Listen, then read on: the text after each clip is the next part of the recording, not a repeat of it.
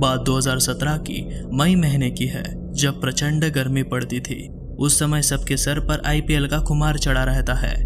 मैं भी आईपीएल देखकर सोने के लिए लगभग 12 बजे सोने वाला था, लेकिन गर्मी के कारण मैं अकेला छत पर खटिया लेकर सोने चला गया। इतनी गर्मी थी कि नींद भी जल्दी नहीं आ रही थी।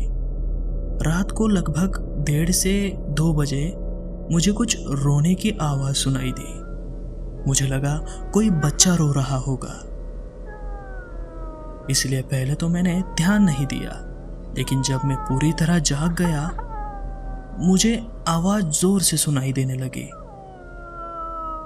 और तभी मैंने गौर से सुना तो वो आवाज किसी बच्चे की नहीं लग रही थी, वो आवाज किसी महिला की लग रही थी। फिर मैंने उठकर देखने की सोची। अंधेरा होने के कारण मुझे मेरा मोबाइल मिल नहीं रहा था। कुछ देर अंधेरे में हाथ फेरने के बाद मुझे खटिया के नीचे मोबाइल मिल गया, जो कि खटिया के नीचे गिर गया था। मैं उस रोने की आवाज सुनकर काफी डर गया था। मेरा घर थोड़ा गांव के बाहर की तरफ है और आसपास बहुत सारी घनी झाड़ियां हैं। चारों तरफ काफी अंधेरा दिखाई दे रहा था। तभी मैंने मोबाइल का फ्लैशलाइट जला लिया।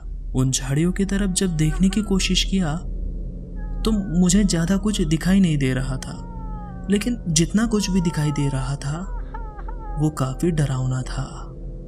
मैंने देखा कि एक डरावनी औरत सफेद साड़ी में थी और पेड़ की डाली पर बैठकर रोने की आवाज कर रही थी। मेरी धड़कनें काफी जोर से धड़क रही थी।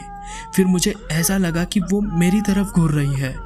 उस समय डर के कारण मेरी हालत काफी खराब हो चुकी थी।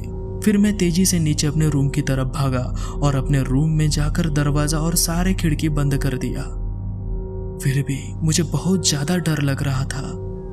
दूसरे रूम में जाके अपनी मम्मी पापा को बुलाने का साहस मुझ में नहीं था। पूरी रात मुझे नींद नहीं आई और ऊपर से इतनी गर्मी। पूरी रात जागने के बाद सुबह मैं कैसे सो पाया पता भी नहीं चला। फिर लगभग 7:30 बजे दरवाजा खटखटाने की आवाज सुनाई दी। जब मेरी नींद खुली तो रूम में अंधेरा था, क्योंकि रात को मैंने सारी खिड़की और दरवाजे बंद कर दिए थे। जब मैंने दरवाजा खोला तो मेरी मम्मी थी। वह पूछने लगी कि क्यों इतने लेट तक सो रहे हो। मैंने सारे घर वालों को बीती रात की घटना के बारे में बताया। फिर मेरे पिताजी ने बताया कि वहां पर कुछ आवाजें उन्होंने भी बहुत बार सुनी है और 1-2 बार उन्होंने भी उस डरावनी औरत को देखा है।